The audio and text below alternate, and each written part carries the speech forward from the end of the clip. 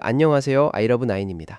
오늘 영상 보시기 전에 구독이랑 좋아요, 그리고 알림 설정까지 눌러두시면 테슬라 관련 새 소식 놓치지 않고 바로 받아보실 수 있어요. 자, 시작해보겠습니다. 혹시 테슬라가 부품을 얼마나 대량으로 사들이는지 생각해 보신 적 있으세요? 사실 테슬라는 차량용 부품을 정말 어마어마한 물량으로 미리 구매해두는 회사예요. 그리고 이 재고 물량이라는 게 단순히 창고에 쌓아두는 걸로 끝나는 게 아니라 실제로 새로운 하드웨어가 언제 생산 라인에 투입되느냐를 결정짓는 중요한 변수가 됩니다. 그래서 우리가 흔히 보는 현상이 하나 있죠.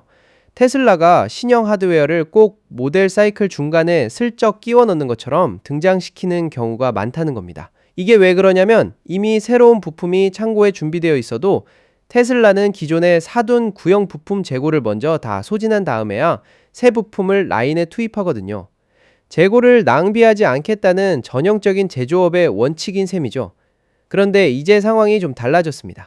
모델 S와 모델 X 생산이 완전히 종료됐고 프리몬트 공장에 있던 두 모델의 조립 라인 자체가 철거됐어요. 그러니까 이제는 신형 부품으로 교체할 다음 사이클이라는 게 아예 존재하지 않는 상황인 거예요. 라인 자체가 사라졌으니까요. 이런 상황에서 테슬라가 선택한 방법이 바로 남아있는 부품 재고를 정리하는 거였습니다. 그리고 그 정리 방식이 꽤 흥미로워요. 새 제품 상태 그대로 한 번도 쓰이지 않은 모델 S와 모델 X 부품들이 대량으로 비스톡이라는 재고 처분 전문 플랫폼을 통해 풀리고 있는 겁니다. 여기서 하나 짚고 넘어가야 할 게 이 경매는 일반 소비자가 부품 하나 사려고 들어가는 그런 자리가 아니에요.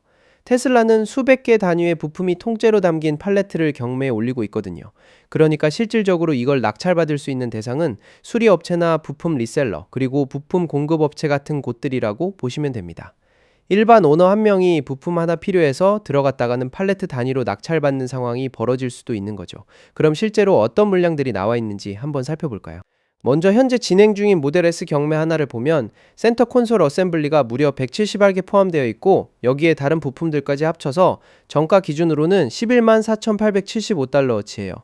그런데 이 글이 작성되던 시점 기준으로 입찰가는 겨우 175달러였습니다. 정가랑 비교하면 정말 말도 안 되는 격차죠. 물론 경매라는 게 마감 시점이 다가올수록 가격이 크게 요동치는 경우가 많다는 점은 감안하셔야 해요. 다음으로 또 다른 경매를 보면 모델 X의 인테리어 필러 관련 부품이 775개나 포함되어 있는데 이 물량의 가치는 27만 645달러로 책정되어 있어요. 그런데 이 경매의 시작 입찰가는 단돈 100달러였습니다. 이 정도면 정말 시작가만 놓고 보면 거저나 다름없는 수준이죠. 물론 최종 낙찰가는 다르게 흘러갈 가능성이 크지만요. 이 외에도 눈에 띄는 물량들이 더 있습니다. 모델 X의 외장 조명과 셰시 관련 부품이 담긴 팔레트가 6개 나와 있는데 이건 정가 기준 87,870달러 규모고요. 그리고 가장 규모가 큰 건 아마 이거일 텐데 모델 S와 모델 X의 전기 관련 부품이 10,000개가 넘게 담긴 팔레트 9개짜리 경매입니다. 이 물량의 정가 가치만 84만 2,390달러에 달해요. 숫자만 봐도 테슬라가 그동안 얼마나 많은 재고를 쌓아두고 있었는지 감이 오시죠? 이렇게 낙찰된 부품들은 결국 어디로 갈까요? 대체로 수리업체나 부품 리셀러 손에 먼저 들어간 다음 시간이 지나면서 결국 실제 오너들에게까지 흘러갈 가능성이 높습니다. 그러니까 지금 당장은 아니더라도 나중에 모델 S나 모델 X를 수리할 때 이 경매 물량에서 나온 부품이 쓰일 수도 있다는 얘기예요. 여기서 잠깐 배경을 좀 짚고 가야 할 것 같은데요. 테슬라는 2026년에 모델 S와 모델 X 생산을 공식적으로 종료했습니다. 이후 테슬라 경영진이 직접 설명한 내용에 따르면 두 모델이 워낙 오래된 아키텍처를 기반으로 하고 있다 보니 최신 충돌 안전 규정을 맞추기 위한 업데이트 비용이 갈수록 커지고 있었다고 해요. 게다가 테슬라 입장에서는 프리몬트 공장의 공간이 절실히 필요했던 이유도 있었는데 바로 옵티머스 생산을 위한 자리였습니다. 실제로 테슬라는 모델 S와 모델 X 생산 설비를 단 46일 만에 철거하면서 공장 바닥을 옵티머스 생산 라인으로 전환시켰어요. 46일이라는 기간도 참 빠르다는 생각이 드는데 그만큼 옵티머스 쪽으로의 전환이 시급했다는 뜻이겠죠. 그리고 또 하나 흥미로운 소식이 있는데 테슬라는 모델 S와 모델 X의 설계 자료와 소프트웨어 관련 자료를 오픈소스로 공개하겠다는 계획도 밝힌 바 있습니다. 이게 실현되면 장기적으로는 제3의 업체들도 이 두 모델의 구조를 이해하고 직접 대체 부품을 만들어낼 수 있는 길이 열릴 수도 있어요.